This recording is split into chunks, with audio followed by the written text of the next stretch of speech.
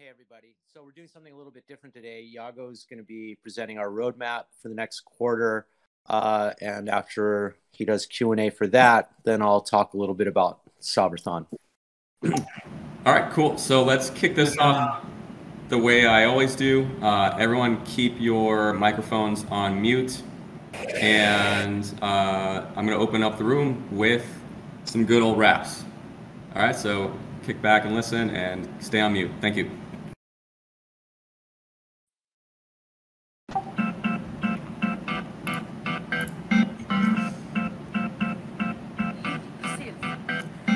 Gonna kick it off with another rap just to show you our progress and where we're at. Just wrapped up our $500,000 hackathon. Now we're about to judge them according to what track they're on. Bitcoin DeFi, the holy grail, pass it on. We're on a sacred quest. Call me working every day to improve adoption. What makes our protocol the #1 option?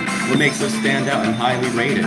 Is it the fact that we're Bitcoin native, earn, borrow, swap, and all its greatness? A DeFi suite that's all in one station. Look at Uniswap, compounder, maker. Observe innovation, don't be a hater. We out here building the answer to your prayers because Bitcoin needs a financial layer. Okay, thank you for listening. This is Englandia with Sovryn. I run business development and these community calls, so it's great to have you here. The rules are, if you'd like to speak, just toggle the mute button and we'll call on you. Otherwise, just wait patiently, and we'll start this off with Iago. Hey everyone. Today I'm going to be looking to present a synthesis. Last meeting, I told you guys that I was working on speaking to different people in the community, different people in the core team, different external teams, trying to synthesize that into something which we could all align around. So what I'm going to be doing now is presenting my findings to you. And then we'll open it up for questions. Anyone who isn't on mute, if you could please do that, I would really appreciate it. Thank you. Okay, so I'm assuming you can see my screen. If you cannot see my screen, please let me know. And let's get into it. All right, so before we get into Sovryn specifically, let's talk about the current crypto environment, right? So crypto environment has been tough, especially for I think people who are new to the space. The prices of altcoins and tokens has dropped anywhere between 60 and 90%, sometimes more if they're small, from their recent April peak. But much more significant, volumes on exchanges like Binance and FTX are down 85%. Volumes on Coinbase are down 94% from peak. And there's been a net withdrawal of Bitcoin from the exchanges. And we've also seen, and this happens every single time there's a slower market, slowing adoption. So socials are falling, less engagement on Twitter, less engagement on Reddit, fewer new users for every single product across the space, pretty much. And this is because crypto has for a long time been and continues to be an extremely cyclical and extremely self-referential industry. It's people trading on and speculating on the future. And so because the primary product is the speculation, when there's a lot of speculation, there's a lot of attention. When there's not that much speculation, there's much less attention. And as a result, adoption as well.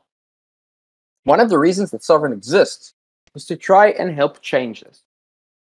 To take Bitcoin from being simply a monetary asset, which as a result would be, the focus of a great deal of speculation, to also being an economic asset, to extend Bitcoin into a hyper-Bitcoinized world where it supports real economic activity. And basically the activity, be it remittance or payments or whatever it is, doesn't change dramatically or as dramatically with sort of like the whims of the market. We're not there yet. Bitcoin isn't there yet. Crypto isn't there yet. We're at the beginning of a journey which is going to take a long time. But I think that's a good way of framing where we are. And also, let's think about where Sovryn is within like this particular instant in time. So Sovryn has suffered just like any other project. But in some ways, I think we've done quite well actually during the last period. So trade volumes are down on Sovryn significantly. You can see that they were growing quite significantly. Now, trading volumes are always spiky, but the trend was very, very strong, and we've seen a drop-off. The drop-off of 70%, very, very significant, but not nearly as bad as Coinbase's 94%. Over the course of the last 3.5 months, Sovryn platform has done 370 million in trade in BTC terms. If you convert those BTC terms into dollar terms at the time they actually happened, it's closer to $600 billion. And has generated over $1.2 million in fees for liquidity providers, based on the current BTC price. So at the time, again, they would have generated more fees. This is very cool for an extremely early, extremely young, extremely proof of concept protocol. Obviously, we're expecting to do much, much better over time. And also, when the times are good for the industry, we'll grow faster than other times. But even now, in terms of users, we're seeing steady, admittedly slower growth, but steady growth on an ongoing basis. And so I think that's really cool. Guys, could you please mute yourselves?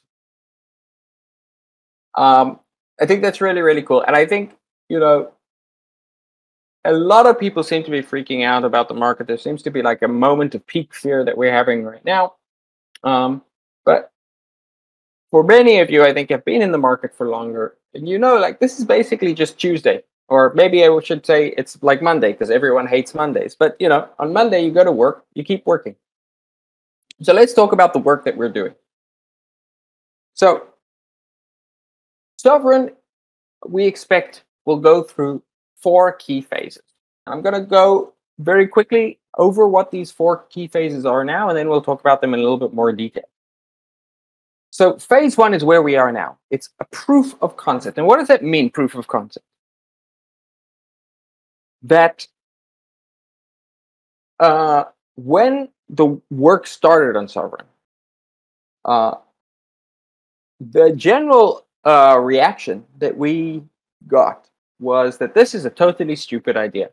And the proof of concept, the number one thing it needed to do is prove that Sovryn isn't a totally stupid idea, right? So people said things like, Ethereum's already got a lock on DeFi. It has unassailable network effects. And we've seen with BSC, with Sovryn, with Polygon, with Solana, with many other projects which have seen traction, that actually the network effects aren't where people thought they are. Ethereum doesn't have the level of network effects that was expected. People also said things like, no one's ever managed to launch a successful project on Rootstock. No one is building on Rootstock. And we had to prove that you can build a successful product and launch it on Rootstock. And then, people said things like, Bitcoiners aren't interested in DeFi. They actively reject DeFi. And so we're proving that Bitcoiners are attracted to DeFi and given the chance to participate in it in a way where, they can do it in a Bitcoin native way, it's extremely attractive to them. And so we're still in this proof of concept phase because we're still proving those things, and also because the system right now, anyone of you who is using it knows that it's kind of clunky. Can you guys please try muting anyone who isn't muted right now? Thanks. So the system's still clunky. It's not yet ready to be a prime time product, right? This is definitely for the early adopters who are willing to put up with the fact that it's an extremely early 3.5 months live alpha, right? And the biggest thing about that is that we built the fast BTC. It allows you to move Bitcoin onto the system fast, but it doesn't allow you to move Bitcoin off of the system in a convenient or fast way. So to inspire confidence and to really integrate well with Bitcoin, we need to have a 2-way Bitcoin fast BTC. We need to have, that feel like an improved peg. And right now we also have a cap on the amount of BTC that is available in the system. Like we can't aggressively go after getting more Bitcoin into the system because there's just a cap, right? And the cap's going to be removed very soon. And that will mean that we'll be able to start moving into phase 2, which is providing Bitcoin superpowers. So if you think about what Sovryn has built out in this proof of concept, a lot of it is built around trading, and in fact trading many assets which aren't even Bitcoin. And that was necessary to build out the initial liquidity, and also because, as we mentioned, because it's Bitcoin, building deep integration with Bitcoin is a hard problem. It was easier in some ways to bring out other assets, and it was necessary to bring stablecoins, to have bridges, to integrate with a wider economy. Over the next 10 weeks, we expect to have a removed peg, remove the limit on the amount of Bitcoin that is able to be in the system, and to have a bidirectional fast BTC. This will mean that the level of seamless integration we have with Bitcoin will go up, and this means that the types of products that we'll be able to offer, which will be unique and special to Bitcoin,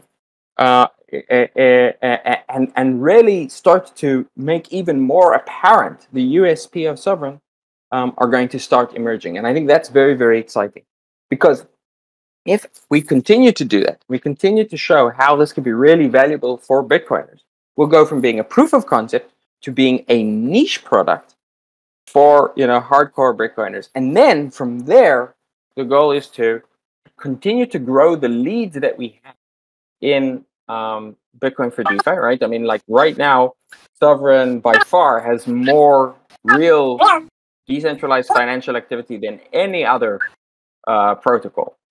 More than Stacks, more than Liquid, even more than Lightning Network, which is kind of remarkable given how young the protocol is. And as this continues, we're going to continue to see that Sovryn becomes more and more part of the Bitcoin consensus. More and more people start to be aware of it and understand it.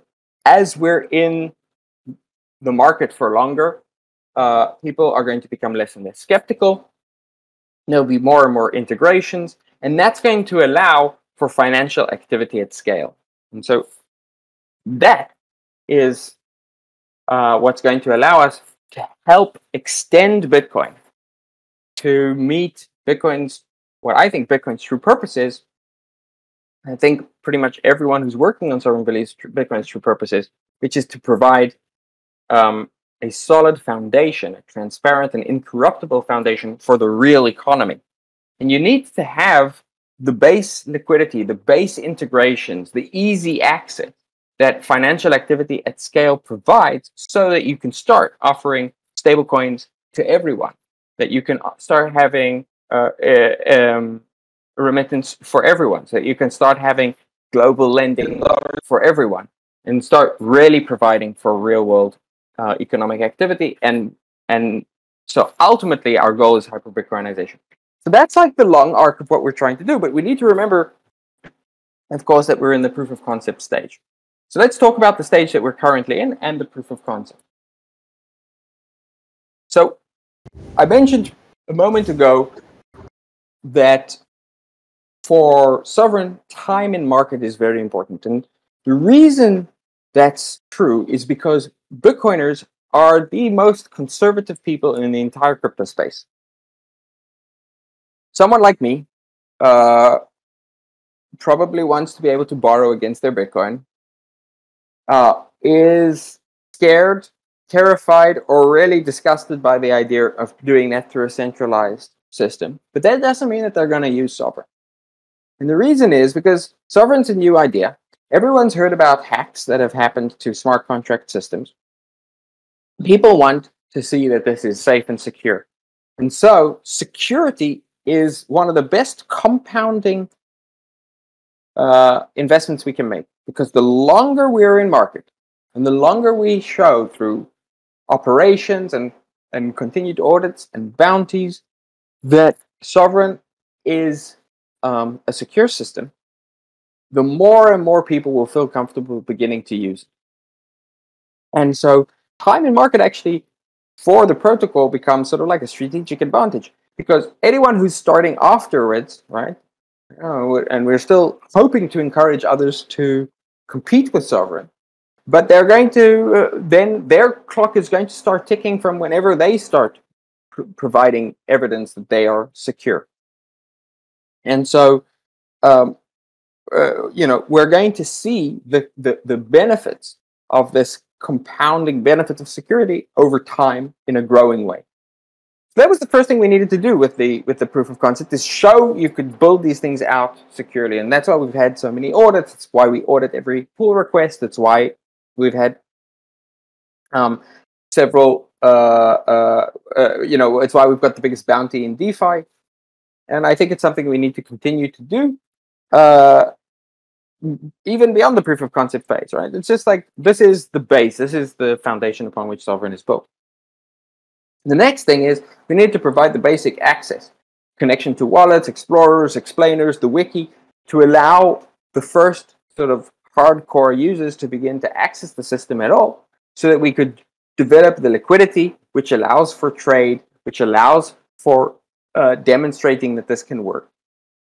And all of those things help build out the user base, the community that talks about the system, that grows the awareness for the system, the stakers that help govern the system, and the change in the Bitcoin narrative, which is another necessary part of making Sovryn a consensus extension of the Bitcoin protocol. Now, this has been, as proofs of concept goes, I think it would be actually a little bit of an understatement to say it was wildly successful. I mean, there's tens of millions of dollars managed by the system securely, with hundreds of millions of dollars traded by the system. That is a remarkable proof of concept. And so this is not really an alpha system like you'd regularly think about an alpha system. I think it's important that we remember, in terms of where we are, it's an alpha system. So, for example, the vast majority of users still access the system through the reference implementation front end, right? So a lot of people, when they think of Sovryn, the protocol, they actually don't think of Sovryn, the protocol, at all. What they think about is Sovryn, the Sovryn.app, right? Or, the dApp that you use.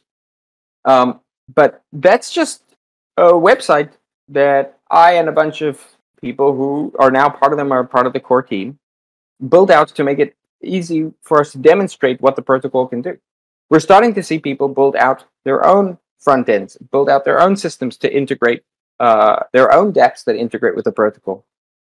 And I think that's a very, very important stage, because we don't want to just have one way of accessing, or one type of audience that accesses the system. And people shouldn't confuse Sovryn for just a dApp. It's a much broader protocol than that. So what are some proof points that the proof of concept has been successful? Well, we've been on an ongoing basis reducing liquidity mining rewards, and have seen continued interest in staking, which means that the staking is far more organic than I think we realize, and that it is a strong audience who want to continue providing liquidity. Providing liquidity to the system. We remarkably passed the amount of funds locked in the system, past Lightning Network, and now we're integrating with Lightning Network, and I think we can help kickstart, as we move into the next phase, much faster growth for Lightning Network. And this will be part of the Sovryn mission, to be an operating system which takes advantage of the entire, and integrates in a way that is really necessary, integrates the different parts of Bitcoin Layer 2. And the fact that this is happening, where Lightning Network has been so hyped for so long, is a very powerful proof that even this clunky system that we have now is extremely useful. It's so useful that people are willing to put up with the clunkiness to use it. And maybe the most important thing that's happened is the narrative change. 6 months ago, there was no such thing as DeFi for Bitcoin. No one mentioned it. It was considered maybe even blasphemous to consider it. Now we're starting to see hardcore members of the community talking about it more and more. We're seeing other projects like Stacks basically go after that sort of branding and rebranding themselves in that way as well. And this idea of DeFi for Bitcoin is starting to become consensus. Now, that's not 100% Sovryn, but a lot of it is due to the fact that Sovryn have managed to put that idea on the map and show that it is valuable. And the biggest thing that came out of this just happened a few days ago. So Jack Dorsey announced that he's going to be building a business to create an open developer platform for Bitcoin DeFi. And this is, I think, really big news for Sovryn as well, because it's not going to happen immediately. This is a very new project, but it's going to bring substantial additional resources to building out tools for Bitcoin Layer 2, which Sovryn will be able to integrate. It's going to give us access to a huge potential audience, right? The Square Crypto, not to mention the Twitter audiences, are huge. And it means that I think this is not the last time we're going to see something like this. We're going to see more and more significant players looking to join the Bitcoin DeFi space. And so we've spoken with people who are involved in this project. I think it also validates the strategy that Sovryn is taking, which is instead of trying to build out some kind of layer 2 itself, building the OS which integrates Lightning Network with Rootstock, which with this TBD system that is going to be built out is going to prove to be the much more powerful strategy, I think. So over the next few weeks, I think we're going to be moving into the phase that emphasizes Bitcoin superpower. To make that happen, there's some base things that need to happen. And these will happen over the next 10 weeks. So two-way, bi-directional fast BTC. That has to happen before the vast majority of users can or should trust Sovryn. The potential for peg improvements, and most importantly, L2 integration specifically with Lightning Network. I think those are the key things, providing seamless integration and accessibility, which will also allow more Bitcoin wallets to integrate with Sovryn over time. And when we have those things, it's going to become, the most important peg improvement, of course, is removing the limitation of how many funds can move into the system. It's going to become much more obvious how we provide utility, specifically to the niche of Bitcoiners who are looking for moving their funds from centralized exchanges into these decentralized exchanges, or have been standing on the sidelines like I was, right, unwilling to basically use anything because there was no decentralized alternative. And that means providing a pathway to stability through a Bitcoin-backed stablecoin. It means trading, and it means providing yield on Bitcoin, right? So the ability to borrow against Bitcoin, the ability to lend against Bitcoin, and other ways of earning yield, for example, through the AMM. And then what this means is that we'll also be growing an economy, a financialized economy around Sovryn, with homegrown liquidity, with things like Babelfish launching on Sovryn first, rather than in other places. And perhaps most importantly, as we introduce the sovereign dollar and have Bitcoin-backed stablecoins, avoiding the problems that occur in other DeFi ecosystems, where the primary stablecoin is centralized. So if you look at Ethereum, one of the biggest concerns I have around the Ethereum ecosystem, and again, I'll say I think Ethereum is amazing and what they've constructed is fantastic, but I have concerns, and one of my biggest concerns is the primacy of USDC, right? USDC is so important to DeFi that if there was like an argument in the community and there was maybe a fork that could potentially happen, if Circle said we're going to go on this fork and will honor USDC tokens on this fork and not on that fork, people would just have to accept the fork that USDC chooses. And so having truly decentralized native stablecoins backed by Bitcoin, I think is what is required to move from experimental DeFi to true DeFi.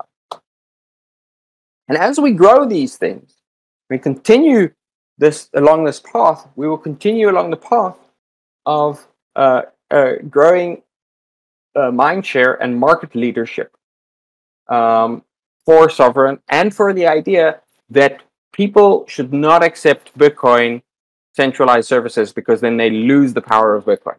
And so by doing that, we will continue to build what becomes undeniable volume on the system.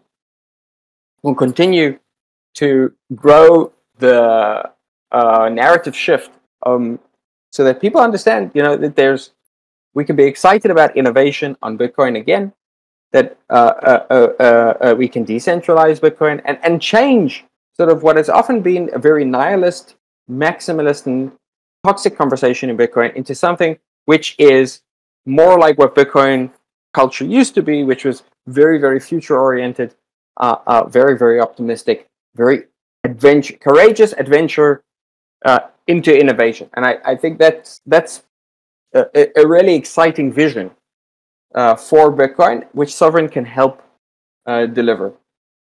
And will continue to drive broader and broader integration with Bitcoin, and as a result, also with other parts of the economy. And all of this to get to the final goal of playing a role in hyper-Bitcoinization. Sovryn isn't going to be responsible for hyper-Bitcoinization. Yeah, it's a global effort, and it's going to take another 10 years. But I think Sovryn has a very, very important role to play, and I think without something like Sovryn, it probably won't happen. Because for regular people who are not interested in speculation, to be using the technologies that we're using, they need fast transactions at scale, which is something like roll-ups and Lightning Network can provide. They need stablecoins so that they're not exposed to volatility. They need easy ways to do capital formation, like being able to borrow money to start a business or to buy a house. And they need ways of saving which are simple, like pensions. All of these things already, the primitives exist in the Sovryn protocol. Like if you wanted to provide a way for people to offer people pensions today, there's maybe I should write up some of the thoughts around this. But you could already use everything that's in the protocol right now to do that. You just need the right front end. It might be a little bit premature in terms of the audience. I don't know, but this is, I think, what moves us from being this very, very self-referential speculative industry to being an economy.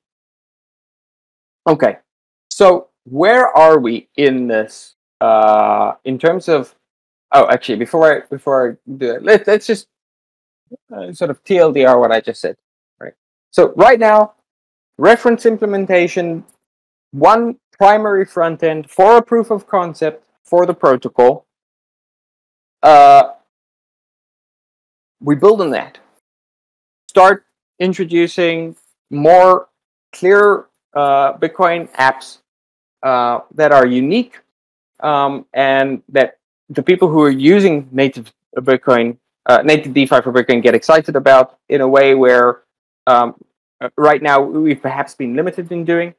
Continue to grow the market leadership that we already have to build market power so that Sovryn becomes a self-fulfilling prophecy in terms of people integrating, which causes everyone else to integrate. In other words, building out the network effects with the ultimate goal of helping achieve hyper-Bitcoinization, or in other words, giving everyone access to a real-world economy. Guys, can we turn that off? Thank you. Okay, so let's talk about how where we are now. Sort of is like here, right? It's like between the POC and the Bitcoin apps, and I think we can bridge this gap over the next 10 weeks. So what do the next 10 weeks look like? So we're off the back of the Sovryn. Sovryn was a really important additional part of the proof of concept because it was a demonstration that we can also substantially grow the developer community around Sovryn. There were over 1,400 applicants, 55 teams who made submissions in 30 different categories, and 6 different technology partners outside of Sovryn, such as API 3 for oracles, and others for Lightning Network. And so what has come out of this is first implementations of integrations with Lightning Network, new front ends for the system, including new explorers, new APIs allowing making it easier to pull data from the system and to build new types of front ends, and a large body of developers who are familiar with at least parts of the protocol that didn't exist before. And so as we are moving from the proof of concept stage, we now need to start growing out this ecosystem of developers and sort of harvesting the fruits of that. So one of the things that's going to be happening now is going to be the judging process, and we're providing the prizes and additional support to the best submissions.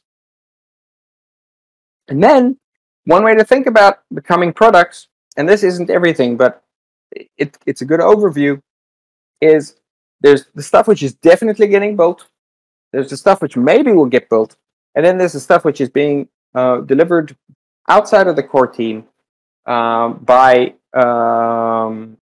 the community, and maybe that will grow the community, and that's also going to probably grow the core team. So in terms of the definitely column, one thing which is definitely going to happen is the bidirectional fast BTC. That is a game changer. Yeah, I didn't know you could fill for a Bitcoin ETF. I thought you had to fire it. But this is, I guess, where you put some. Guys, can you mute that, please? Squeeze it out. Fill it and then you squeeze it. Right, so bidirectional fast BTC, allowing people to come on and off the system. Massive improvement in the ability for people to use the system and to feel confidence in the system. Also, a bunch of governance improvements. I'll talk more about those in the next slide. The sovereign dollar, first Bitcoin-backed dollar, totally independent of the Fed, no centralized collateral, and no need to sell your Bitcoin in order to gain access to a Bitcoin-backed stablecoin. This will integrate with dollar on chain, which operates slightly differently, as we've discussed many times, where you have to sell your Bitcoin in order to get DOC. And so those two things are going to be extremely synergistic, and I think are going to create a uniquely powerful stablecoin. One of the things that the community have been talking about for a long time is having limit orders and other types of advanced order types. That work is getting done. And on the last community call, a number of people spoke about the need to introduce a way for anyone to add a new pair to the AMM. And so that was something that we've been investigating, and it's now in the works. So that's going to be coming too. Now then, there's also the column of maybe, right? So these are things where there's more risk, technological risk. There are more questions about whether it could be developed, and also there's more question about what priority they should have, because there's limited resources. But introducing economic assurances for the PEG, developing more capital efficient pools for the AMM, ongoing progress on the governance side, in particular making it much easier to be a delegate or to delegate your votes, I think is going to be a key thing. Making sovereign nodes easier to use, and introducing SOV as collateral so people can borrow and lend against it. Those are all things which are also being worked on, but maybe are not going to be coming in the next 10 weeks. And then on the community side, there's Babelfish and other projects like Zero who are working on integrating deeply with the Sovryn protocol, and are also interested in launching on the Origins platform. Origins platform, from a strategic perspective, is going to be very important. I think it's going to really help accelerate the growth of a developer ecosystem around Sovryn. There's also a team working on synthetic assets in the form of rebase assets, so that you'd be able to trade Bitcoin against Tesla shares or the S&P 500 or gold or Apple or whatever. And that's important because Binance have recently announced that they're going to stop allowing people to trade those types of assets on Binance. We've seen other exchanges doing the same. And in general, what we're seeing, like if you look at BlockFi have now received cease and desist orders from 2 states in the US over the last 3 or 4 days. What we're seeing is that the regulators are starting to go after the centralized providers. And that makes the need for decentralized Bitcoin services much more obvious, much more apparent, and much more urgent. We need to be building out this alternative so that we can protect our ability to continue to use, not just for ourselves, but for everyone, the ability to continue to use these products, these services to basically do what they want. And in addition to that, and a lot of this is coming out of the Sovryn, better data. So,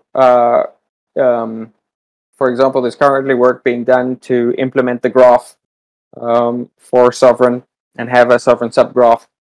Better ways of pulling data, better analytics. So there's like a new Sovryn Explorer or a couple of Sovryn Explorers that have been built out, new front ends. All of this is going to be will also make it much more user friendly because people who are only interested in borrowing and lending, for example, can now have a user interface that is specific to them, and mobile interfaces will also make it much easier for people to start integrating. And so I expect we'll start seeing more of that as well. So, what do the next 10 weeks look like? So the first thing that is going to happen, we just passed SIP 24. SIP 24 is going to change the staking experience for SOV entirely. For a long time, there's been debate around how to do this. Now there's the SIP has passed. The work is progressing well on building out the code to implement that SIP. And what it's going to mean is that for people who stake for 3 years, there's going to be a base APY. In other words, this is the minimum APY that they'll be earning. On averaging 21% over those 3 years and starting at over 36% in year 1. There is no BTC product. There's no Bitcoin product that offers that or anything close to that right now. And in addition to that, right, so that APY will be paid out in SOV. In addition to that, the rev share will be paid out in BTC. So you'll be earning SOV and BTC, and the rev share is now being concentrated to what we have been, in the forums calling marginal stakers. In other words, the people who are now new stakers to the system, instead of people who, like, for example, invested in the project earlier on. So that's a huge improvement to the staking. And with that, there will be additional improvements that we should be adding to the voting and the delegation system. That will take a little bit longer, but the first thing that's coming out are these staking improvements. Then, on the AMM side, it's going to become permissionless for anyone to add pairs to the AMM. That actually is already in place. The technology is built out, and now it's a question of introducing the UI to do that. And in addition to that, adding advanced order types and specifically limit orders will also allow for the creation of an order box around the AMM and allow people to have more advanced ways of trading, which I think everyone's been interested in. After that, the sovereign dollar, which in and of itself is a very, very big deal, because finally we will have a Bitcoin-backed stablecoin where you don't need to sell your Bitcoin in order to get it. But it's also going to allow a different product called Zero. And what Zero is going to allow you to do is to borrow these dollar-denominated assets with your Bitcoin, paying 0 interest rate. And that's something no centralized service is offering. It's going to be unique to Sovryn. And it means that, you got some Bitcoin, you want to pay your rent, you can borrow against your Bitcoin. You don't have to worry about paying out the interest. It's such a different way of thinking about it. You think Bitcoin price is currently low, you've got some Bitcoin, you borrow some dollars, you buy some more Bitcoin. you're not paying any interest. You don't have to worry about the interest eating away at you while you're living off your Bitcoin, so you can hodl forever. I'm in love with this idea. This also will allow for better ways, potentially, of providing for BTC yield. And then perhaps most importantly, at the end of this, more or less at the end of this 10-week period, will be the two-way fast BTC peg. And I think if anything moves us from being an alpha product to being like a beta product, it's that. It's a real game changer. And then on the maybe side, we've spoken about Babelfish, we've spoken about different systems that are integrating, that are looking to launch, SOV collateral, synths, and Lightning Network integration. So I think it's going to be a very, very exciting 10 weeks going forward. I think we are, with these 10 weeks, on the cusp of moving from being a proof of concept to being, Bitcoin with superpowers, and really starting to demonstrate the power of what Sovryn can do.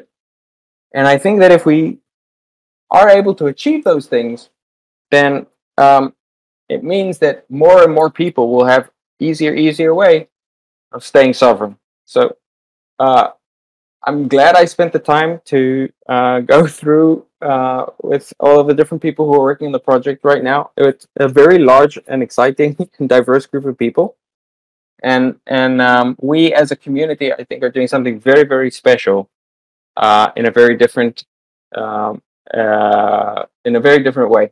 And so with that, let's go back to you guys and let's open it up for questions, comments, or any of your thoughts.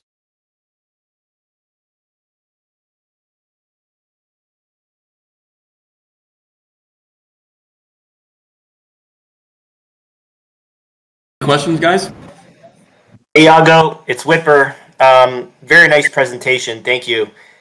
Very exciting things down the pipeline. So happy to see all that stuff coming out. I had a question with regards to the permissionless AMM. Will Sovryn's bridges pretty much support any token transfer to and from Ethereum or Binance chain, so that if users are putting up new tokens within the Sovryn system, they have a way to get on and off? Yes. So the idea is that the bridges will also begin to allow basically any asset to be added. So how would that work right now with XUSD? Like, so for example, let's just say, for argument's sake, somebody wanted to put up USDC. Not sure why they would want to, but just as an example, because I think the way the bridges are set up right now, for those specific stables that get converted into XUSD, would there be some sort of conflict from like a technical perspective? Yeah, that's a good question. So I think this is a good example of the difference between the protocol and the DApp, right? So the DApp is sort of, among other things, it's a way of holding people's hand through the process as they are using it. And I know that right now, pretty much everyone uses the DApp. Like, very few people are interacting through command line with the protocol, right? But you have to recognize that when you're using the DApp, to an extent, you're using the protocol with guardrails on. And one of those guardrails, for example, is that right now stablecoins get directed to XUSD. But in practice, you can convert and move stablecoins over the bridge. Just have like the bridge token on the other side. So I think it will be a question of just doing that. The reason these things are complicated and take time is because there are edge cases like that, and because I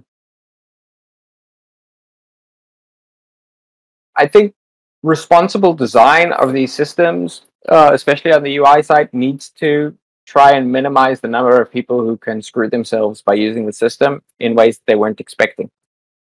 And so even though the protocol already allows you to add to the AMM, the bridges already allow you to move any of the tokens on, the front end is much more limited. And I think that's a responsible way to do it. But all of those things are going to come.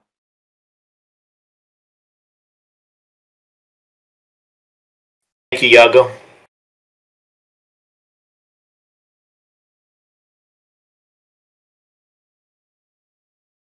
Hey guys, it's David. on the sovereign dollar or the zero protocol, is there anywhere that we can read or hear about that before it kind of comes to release? Yes, definitely.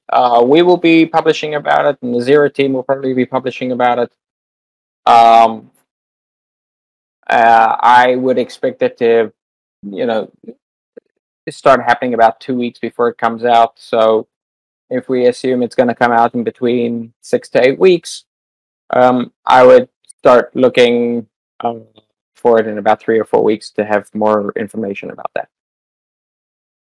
Great. And then a second question really quick is just, you mentioned a couple times like Lightning Network integration. And I was just curious, is that just kind of like referring to submissions that are happening on Sovryn, or is that something that internally the Sovryn team and like the Lightning devs have kind of worked on? Like, I don't know, can you elaborate a little bit maybe on what you're thinking about with Lightning Network? So with Lightning Network, the reason I put it into the maybe column right now, because it's in the definite column in the fullness of time, but in the maybe column right now is because specifically with Lightning Network, the bulk of the effort is being done external to the core team. And a lot of it came out through the Sovryn. So I think we're looking to see how that plays out. And then we'll have a better sense of how quickly it will mature. Great, next.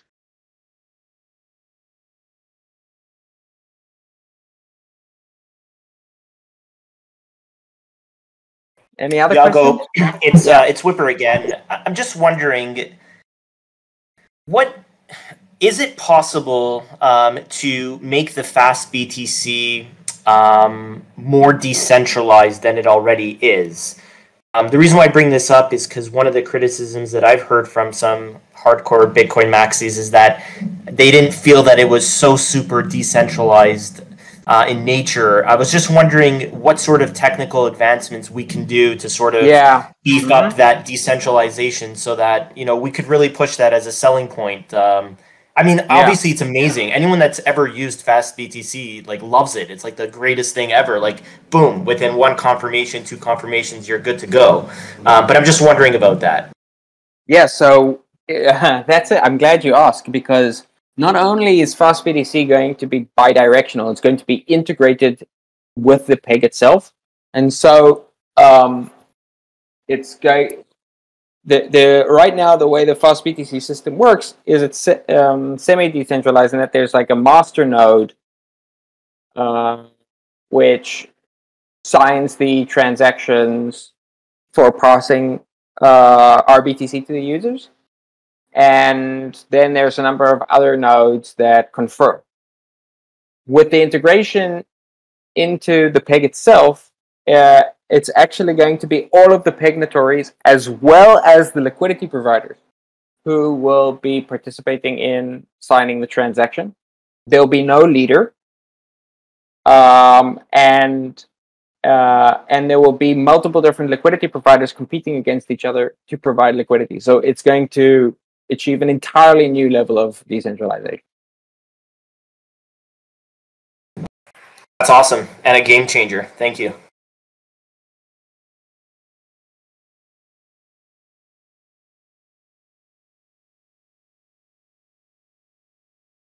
Hello, just one question, please. I remember I was in a meeting back in maybe January or February on here in Discord, and we have talked back then about the Citadel release and the Legion release. And among those steps in the roadmap, we have talked about synthetics and additional features like social copy trading and for example, having a vision like Uniswap where you can have any token you want and swap it. Are those still steps that you envision for Sovryn? Yeah, I've been thinking about that a lot as well, because I think all of the things that are described there are happening, and happening quite quickly. But the discrete steps thing isn't really happening. It's kind of happening on a sprint by sprint basis. Yeah, one thing that I tend to say about Sovryn is that the Sovryn goal and its mission is like a 10-year marathon that we run as a series of sprints. And And so sort of like these discrete releases, which are described in black paper, we may evolve to having those sort of discrete releases, but right now it's more fluid and it's happening sort of on an ongoing basis, where things kind of get released every couple of sprints. So probably we should revise that part of the black paper to describe this methodology more than sort of like the high level plan that was described a few months ago in the black paper.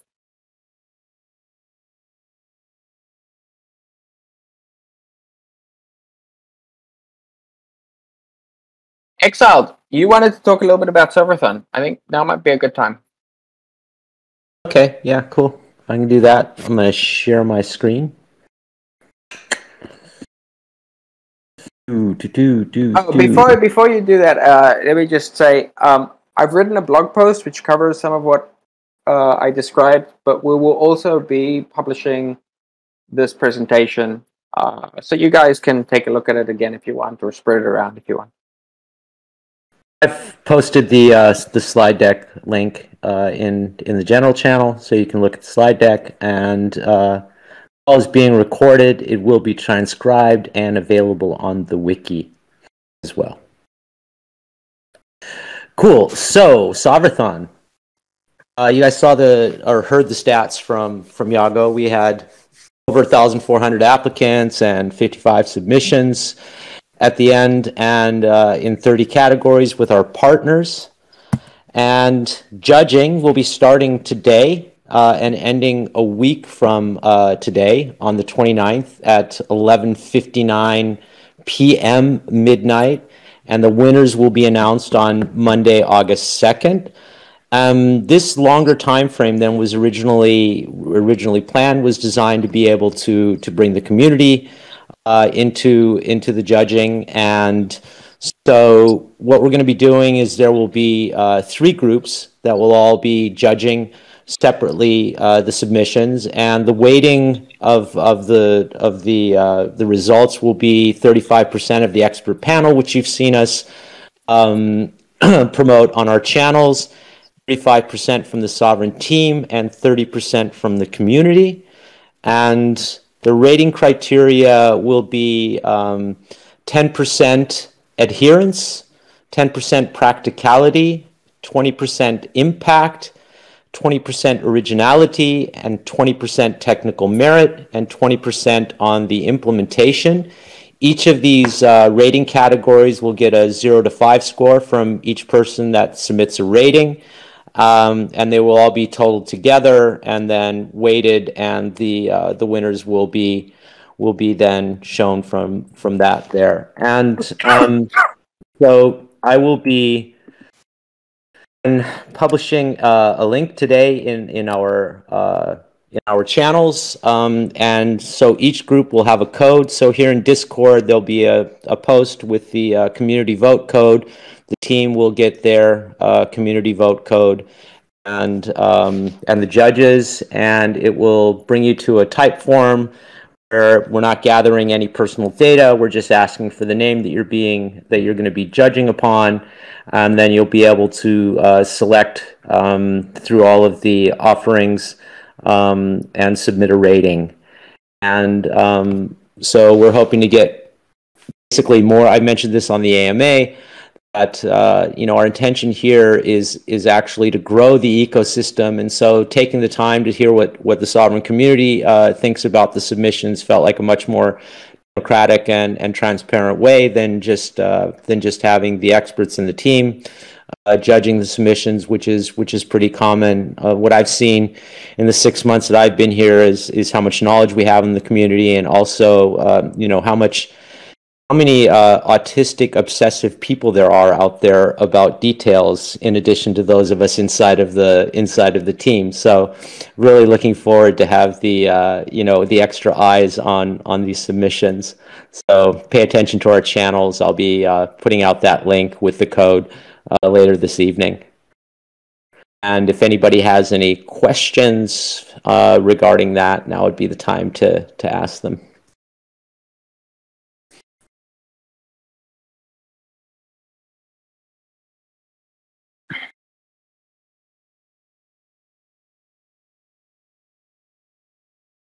all just out there just going, wow, this is so awesome? Are you all so speechless about our vision for the future in this sort of like dark market, or are y'all just super shy? And Dave.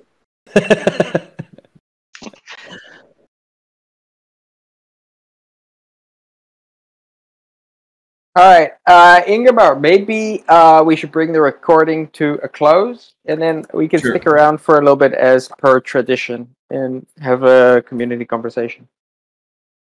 Cool. So I'm going to close this out. Thanks, everyone, for joining. Your support makes all the hard work worthwhile. Who we are as a collective, carving out a trail for financial freedom, dismantling what people know and understand about money. So help us spread the word and create more sovereign individuals. This call is now adjourned, but feel free to hang out for as long as you like.